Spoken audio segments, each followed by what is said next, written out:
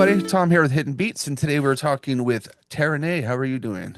I'm doing great. How are you?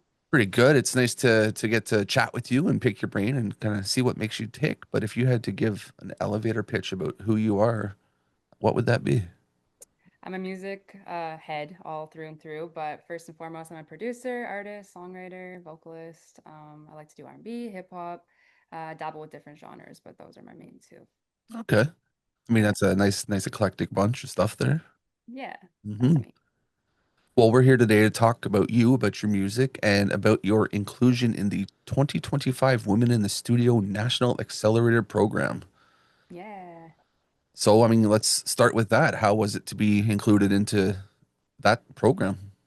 It's been really amazing so far. Lots of like really insightful stuff around music releasing and just being a producer, like the business side and the technical side. It's been really cool to be amongst other women and get to just like chat about nerdy stuff and find other people that are in the industry.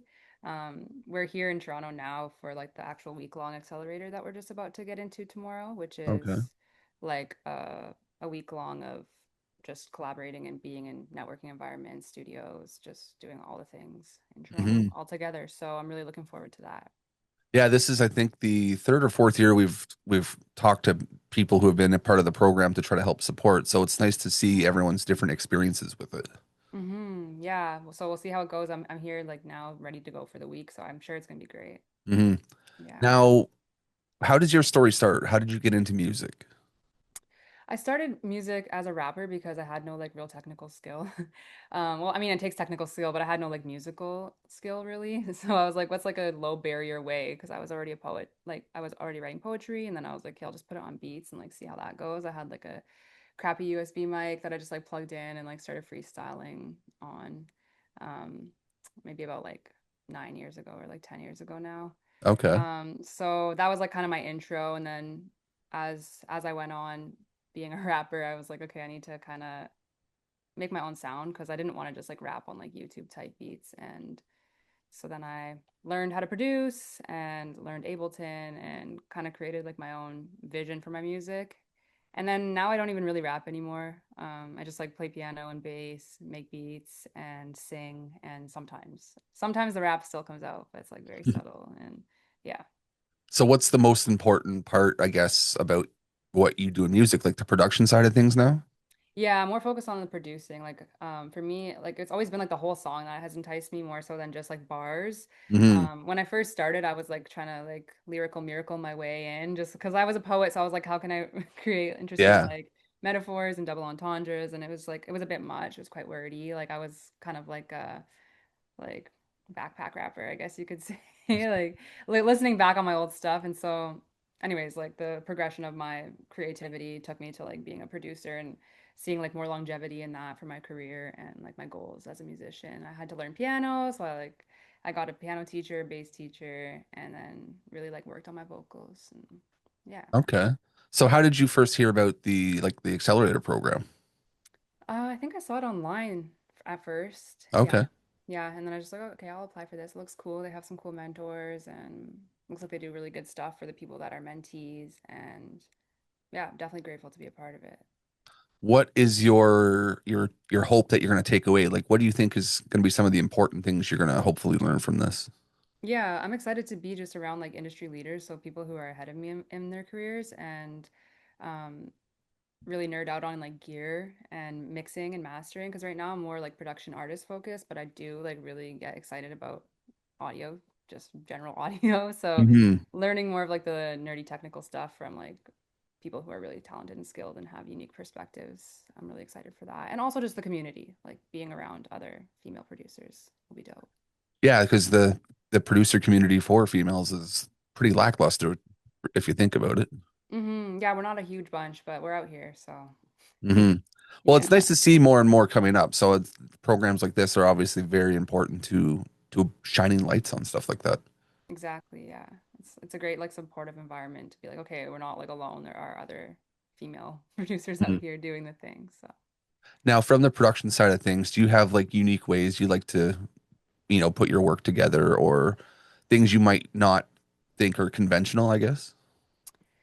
I like to do a lot of sampling. Like recently I just like recorded my own samples in Morocco. So like I went and I brought this like stereo Zoom mic and just Hmm. got like local musicians to play into it, and I'd like just pay them like street performers for their samples. So that's kind of unconventional, I would say, and just like Yeah. traveling the world and grabbing samples out of thin air, like just meeting random people and making it happen. And um as far as that, yeah. And like obviously like I'm inspired by a lot of different stuff. So sometimes I'll hear a song and be like, oh, that's really inspiring, and I'll like maybe pull one element from it and like include it into my own production. And um but in terms of unconventional, I'd probably just say like the travel piece is probably the biggest like I'm like I like splice, like I like to like use samples, but I don't like my beats to be like fully just like easy samples. Like I like to like hunt Hmm. for I like to be a bit old school, like hunt for it and play my own like chords and play my own melodies and like Yeah. yeah, I've I like to always make liked most things of like it. that. Like when you look at, well, like Charlie Puth when he did that thing on Jimmy Kimmel where,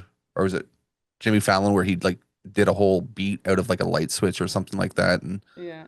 those things are always fun to me to see. Yeah, it's cool. You can make music out of anything. So Hmm. yeah, it's all sound. What do you think has been the most rewarding thing for you in music so far? Most rewarding is probably like just after like performances, people will be like just like you changed my life or say things like, you know, like you helped me like see things differently or like my daughter loves you guys, like she looks up to you and just because I have a band, so like we're a girl group and I think Hmm. it's like we're like role models for like a lot of like young kids um who Yeah, like that's might always think like fun. for. So that is really rewarding. Yeah, I would Now, say so. over the years, how have you seen your music evolve and just how you like to look at things? How I look at things. Well, when I started, I was just kind of free for alling, like with the production stuff, just not really knowing exactly. Like I had good taste, but I didn't really know like how to reach it. So it's evolved in that I like have learned the technical skills pretty good now to like match my snob. Like I have the skills to like almost like reach like my level of snobbiness in terms of like production, like what I think Hmm. sounds good. And so it's evolved in that way that I can like finally like actually create the level of dopeness that I aspired to be, like in terms of production. But vocally, I've evolved in that I don't really rap much anymore. I'm not really like hardcore woke lyric. I don't know. I was young like when I started. So now Hmm. I'm just kind of more like full song focus. Like how can I like lead everything back to like the main concept, and I'm not like trying to like wake up the masses. I'm just trying to like make a good song that people can have a good time to, you know? Yeah, and I think that's probably a good baseline for anything. You want to have a good piece of work out there for someone. Just like have it be fun. I'm Hmm. just like more fun focused instead of um like deep. I'm not trying to be deep. I'm just trying to like make good music, and Yeah. if it happens to have a good message, then that's cool. And if it happens to just be a party banger, that's cool too. Hmm. So if you look at both the production side of things and the musical side of things, I'm curious, who are some of your influences that helped you shape your sound and things like that as you were coming up, like on both sides? Yeah, so when I was coming up, I didn't really have like the producer mind, so I wasn't thinking like, oh, this producers inspire me, but the song would inspire me, and it's obviously heavily influenced by the production. So like during that phase, it was kind of like Missy Elliott and like yeah, young not young MA, but like she's cool too. Hmm. I was thinking MIA because she's so unique. Like and she produces, which I didn't know until like later. But like as my like taste has evolved, like some of my favorite beats are like from Knots. He does like the game and Hmm. other people and like Jay Dilla and um, Primo, the obvious ones. I'd say like my favorite beat ever is Rock Him. Beat Okay. Addictive. I don't know if you know the song. I do actually, Yeah, yeah. that's like my favorite beat. Like if I could like aspire to make a beat, that would be my style. Hmm. And you say How some of these are the obvious ones, but for someone like me who's not a producer, some of the names I don't know these days, but like mm. Rakim, you kind of have to know that name if you've listened to any sort of Hmm. anything really. Yeah, and Rakim's not even the producer. So like people never really always know the producer. Like Rakim's the artist, you would know who did the song Addictive, but the Hmm. producer is DJ Quick. So it's like you don't always know the producer side if you're just like a music head. So it's cool Yeah. to like bring their names into the conversation because they're the ones that really make the sound. Hmm. Now, if you could put together like a collab somehow, your dream artists and put together your own kind of production, what would that look like? Like it's like a room of like people I would want to like meet and cook up with. Yeah, like something that you're gonna make this masterpiece out of. So who would be in that room with you? It would be cool to have like, let's say the Alchemist can come, Okay. and we'll bring Larry June because they sound so good together, and I want to Hmm. like understand their like inner workings and like make cool shit with them and sample with them. And then we need like a female vocalist in there too. Erica Badu. Let's go Okay. Erica. Let's go Erica. Okay. Yeah. Yeah, no, I think it sounds good. Yeah. Just picture that almost now. We're just thinking about the pieces of it and how it built. Mm-hmm. Yeah, that's fun. Can you see it? I mean, it definitely sounds like a like an interesting one for sure. Yeah, that'd be a fun moment. Yeah. Now, you're a producer. How would you score a movie? Like if you were to pick a movie and make it your own and what would your themes be? How would you tone that out? Mm-hmm. Okay, well, the thing is, I grew up without much TV or movies, so I can't be like, this is my favorite movie, and I would score it this way because I actually like I'm so opposite of a movie buff that Hmm, I that's what couldn't. these questions are fun that way because you're music focused. You might not have thought about something like that. Mm-hmm. Yeah, so how would I approach it? Yeah, Is what like you're asking? say you had someone come up to you with whatever genre movie you can think of. How would Mm-hmm. you put a theme to that? How would you put a musical production value behind it? What would your tones be? Well, it would depend on the movie. So if it was like okay, I think someone needs to make like an actual, not just cartoon version of the Prince of Egypt, and I would love to score that and use like Okay. Arabic samples and like influences like of the Middle East, like where that was actually happening, and kind of chop in like my own like cultural influence, and obviously I'd hire musicians that can like play strings Hmm. and like the oud and different things from like that era and ancient instruments. And I don't know, the soundtrack on the cartoon is so good, so I'm like I would love to like recreate the actual like acted version Hmm. with my own production. Like so if that ever comes out, if it ever is gonna happen, just putting myself out there as the composer for that. There you go. Yeah. Is it easy for you to like pick out pieces like that when you hear a soundtrack or you hear like the music behind something? Is it easy for you to go, oh, I know what this is and this is type of thing? I wouldn't say I have that like nerdy, that like brain cross where it like is like, oh, this is from that and this and this and this, unless it's like a really distinct thing Okay. in my life. I don't have that thing. Like I can know a song and like listen to it over and over again. I could like I don't have the filing system. I don't have the space in my brain. It doesn't stick. Hmm. I don't know who it is, and unless I'm really obsessed, and then yeah, then I will be able to Okay. recall. Yeah. Yeah. Now, if someone made a movie about you and about your life, who's going to play you as the main character? Oh, if someone made a movie about me and Like then you I get to just cast who you think is the dream you. like I want to be them or they have to be me. They have to be you. You're sitting back as almost the director of this, and you want someone who's going to perfectly emulate you or make you the most fun you think you could be in a character. I don't know. I don't know any actresses' names. I don't know the names. Yeah, I can't tell you. You can be yourself, I suppose, if you wanted to. I'll be myself. There you go. Yeah, I mean, some questions, especially if you're not into movies, make it a little bit harder to think about those, I guess. Yeah, it's a hard one. Like there's like yeah. Yeah, I don't know any popular actors' names. It's always an awkward conversation when people start talking about like movie buff stuff. I'm just like, yeah, Makes sense. I don't know.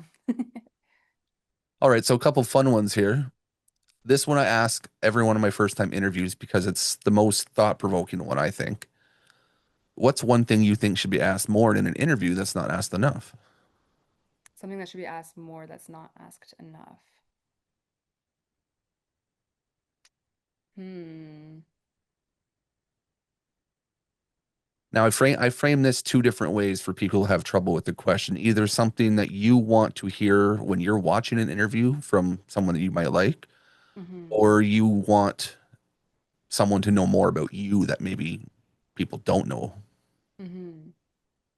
Yeah, I think I have a better answer for what not to ask than what to ask. I'm down for Um, those too because those type of questions are always fun to hear what people really hate to hear, really. yeah, like because I have a band, right? So in interviews, like I really don't like being asked like like how did you guys get together?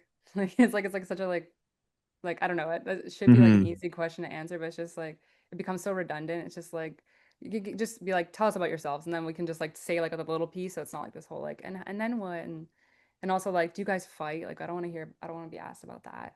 Like like Well, talking because about everyone like fights at some point. Like it's common sense. That's yeah, like it's natural to have conflict, but hmm. like what would be something good? I mean, I've had some really good interviews and some pretty bad ones. And I'm just trying to think like what made the good ones good. I think it's like the ability to tap into like the spiritual essence of the person's music, like what is driving them, like ask them about like their deeper why. Hmm. hmm Yeah, that And makes like sense. yeah, or just like um obviously I like hearing about influences and it's cool. I like listening to interviews where people talk about technical stuff a lot as well. Like if you're asking like what gear are you using right now? Like what mic did you use for that song or just like more Hmm. technical stuff because then you learn something and it's not just everyday combo. It's like educational too. So I questions wish I like knew that. more about the musical gear and things like that. Like I just have like a little Mm-hmm. Rode mic here, and I'm good with the video side of things. I can Mm-hmm. tell you everything about a video camera, but when it comes to, what production tools you have, I don't even know what to ask in that sense. Yeah. Yeah. Fair. Yeah. I mean, so a producer side, do you have like your one piece of equipment that you have to have everywhere you go? Like that's the one thing you have to use every time? You can operate with just your computer now because you can use your keyboard as like a piano roll, but I don't like Okay. to. So I like to have like obviously my computer, my workstation, which is Ableton, is what I use, and then I like to have a little MIDI controller if I can, and then I bring a mic and an interface. So that's like my Okay. travel setup. But at home, I like to have like preamp, nice mics to choose from, Yeah. a full length piano, like full octave, and my bass but yeah, I travel a lot, so I have a little compact like studio. Yeah, I've kind of developed that with the video side of things. I kind of compacted everything into about 3 or 4 cases that I can bring anywhere I need to go, really.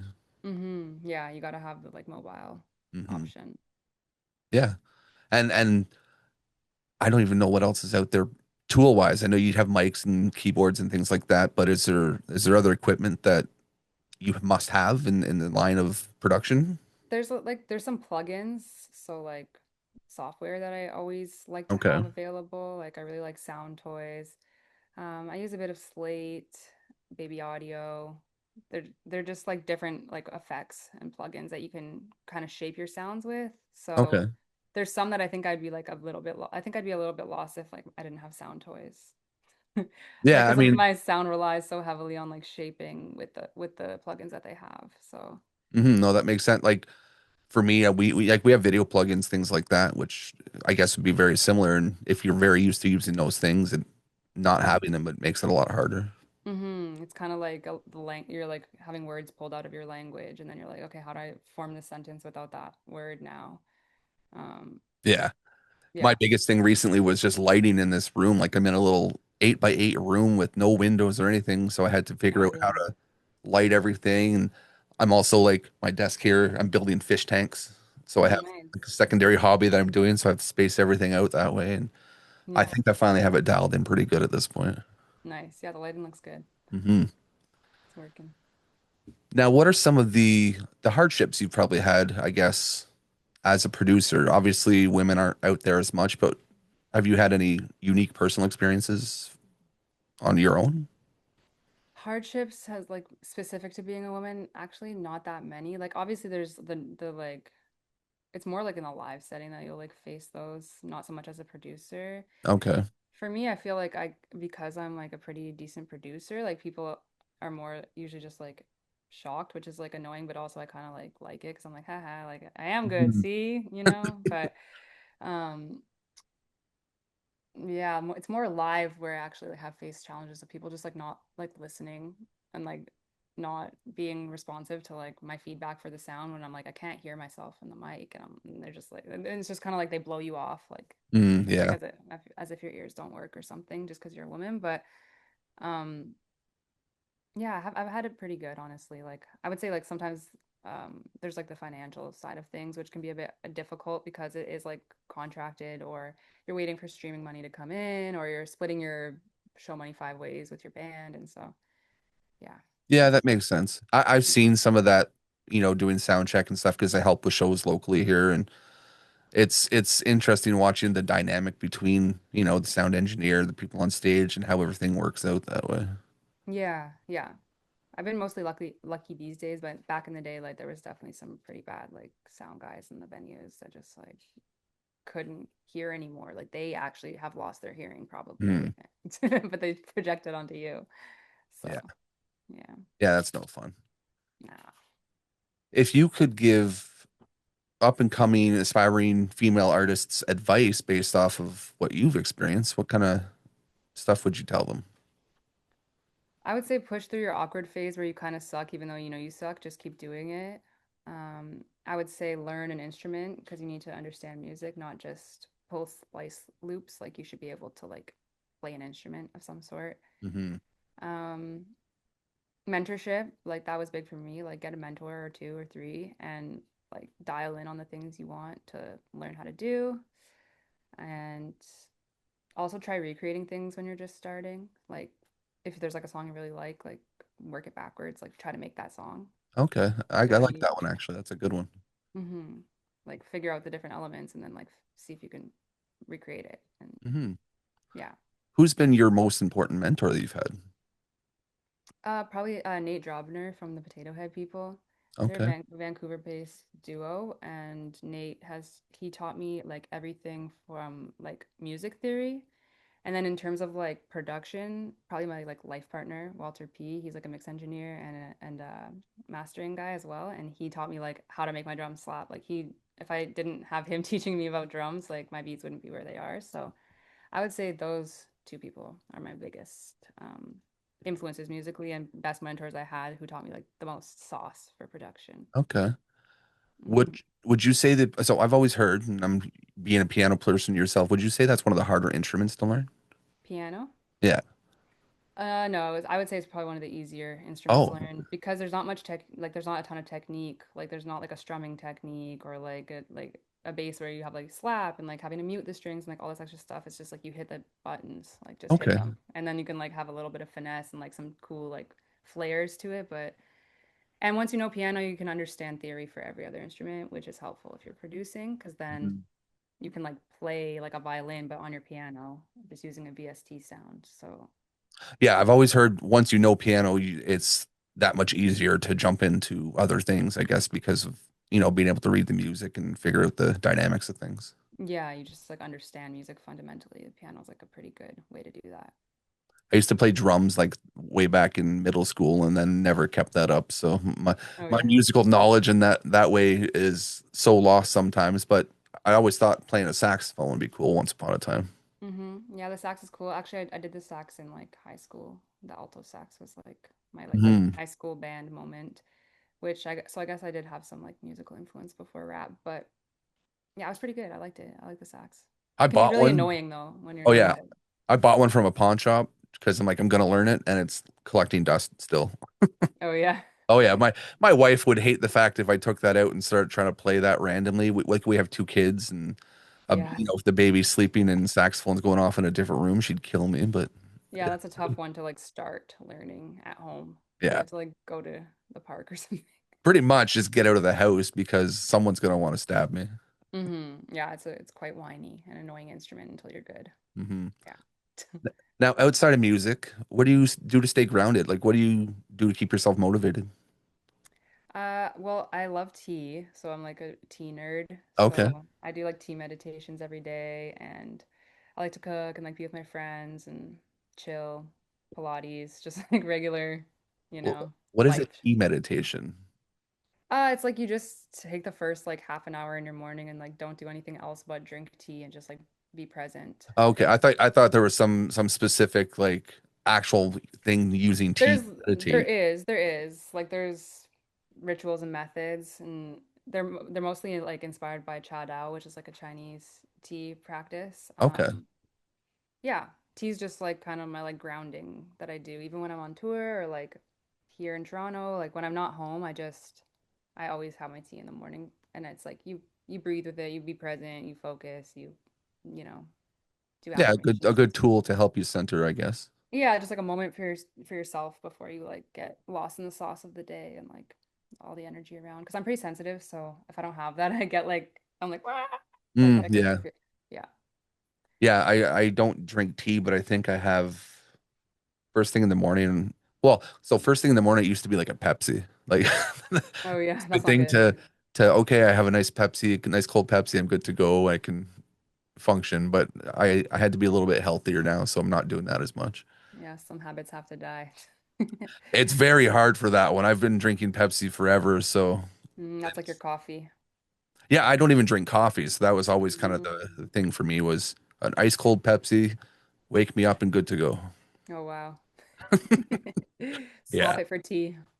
Yeah, one of these days I'll probably try that. I'm getting old enough I can stop being so stubborn.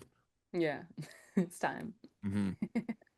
Now, as you're working through this process with the accelerator, what is the goal after? Like, what are you hoping to walk into when you come out of that? I'm hoping for more sync opportunities, so like writing for other artists, being more behind the scenes and less like artist project focused. So yeah, just getting to write songs for other people, produce for other people, um, writing for like more sync placements, like briefs. I really like writing the briefs, so I know there's a big focus on that for the program. So hopefully, I'll have more brief writing and more artists to get in the studio with as the producer, not just the artist. Hmm. Hmm. Is there specific milestones you're looking to hit in your career? Like you want to have X amount of songs by a certain point. You want to have, I mean, anything really. Yeah, I'd like to have some chart success within the next 5 years for sure. Okay. Right now, I would say I'm like locally successful, like Canada, maybe more like Vancouver and the West Coast with my band. But as a producer, I'd like to have some chart success within the next 5 years. Okay. No, I think that's good goals to aspire to. Yeah, definitely. Now, quick random fun question. Do you think a hot dog is a sandwich? Uh, no, No. no. Why The not? mechanics of the bun are not a sandwich. Like Okay. a So, hamburger would be a like kind of sandwich. hmm. But I think the second that the barbecue is involved, well, that's not true because you could have like brisket that's like barbecue and that's still a sandwich. No, yeah, no. I just think it's the mechanics of the bun. Make it not a sandwich. Yeah. Okay. So to counter that point, though, a Subway sandwich is the exact same mechanics as a bun. That's not a sandwich either. Oh, okay. Even though it says sandwich. No, I'm just kidding. I'm just kidding. It's because they're just lazy. It's not like, I mean, fine, I guess you're right. Because there are like, There's no right or wrong answer to this. It's the great debate question. It literally just made you think of so many different things right I now. just think the way that it's like set up is not layered like a sandwich. Yeah. I mean, you're not wrong, Yeah. but It's like, it totally made you think though. it did. But yeah, like I would say no. Yeah, no is my final answer. All It's a right. sandwich. It's not a sandwich. Now, a couple final questions because Zoom is going to kick us off here in a few minutes. What do you hope people take away from your work, your music, just what you do in the world? I hope they find like a sense of relief, like a feel good when they listen to my stuff. Obviously, I want people, other like female producers, to feel empowered by seeing someone doing it and like feel like they can and like have someone that they look like and understand. So yeah, I hope people can take away the like notion of empowerment and perseverance, like dedication, um, Hmm. and then like musically just to like feel good and like identified within it in some way. Hmm. And we talked about advice that you would give other people, but what would be some advice you would go back and give yourself if you could talk to yourself 5, 10 years ago? If I could talk to myself 5 or 10 years ago, I probably would have started taking the production stuff seriously sooner and just been like, you can do it, just do it. Because it took me Okay. like I did a few years of just like really wanting to do it and just like not thinking I could. So I'd probably just say like get out of your head and like just Be do more it. confident, go do it, have fun Yeah. with it. Just learn and like don't be so like precious. Just do it. Okay. No, I like that. Yeah. And last one, most important question. Are you happy? And as a whole, Sure. However you want to take that question. Am I happy? I would say yes. I'm happy. Like I would say I'm like 80% happy. Like I've been going Hmm. through a little, but I think everyone does though. Everyone has those moments. yeah. So I would say yeah, mostly happy. Okay. No, I mean, hey, it's Yeah. better than being not happy. Yeah, it's better than yeah, exactly. Being happy is a good thing. We like it. Hmm. Yeah. Well, that's all the fun stuff I have written down here. Is there any kind of words of wisdom you want to leave to people? Words of wisdom. Just anything you can think of. Mm, just stay focused and be yourself and don't get lost in the sauce and get off your social media and spend time with yourself. Yes, that's an important one, which I don't do enough of. Do it. Well, it's hard. So we do a lot of festival coverage and things like that. So I think the team we have 26 festivals or something this summer we're covering. That's a lot. Yeah, it's a bit crazy. It Nice. keeps me busy though. Yeah, that'll be fun. Hmm. Well, where can people find you on social media? So my handle's at Taraneh, Taraneh dot wave, WAV, um, or heytaraneh.com. Okay. All my stuff's there. Yeah. Well, I'm looking forward to seeing what you do in the world and how this accelerator program is going to push you forward. Yay, thank you. Well, we'll sign off for now, and if you want to do this again at some point, I'm always available. Awesome. Thanks so much. No problem. You enjoy your day.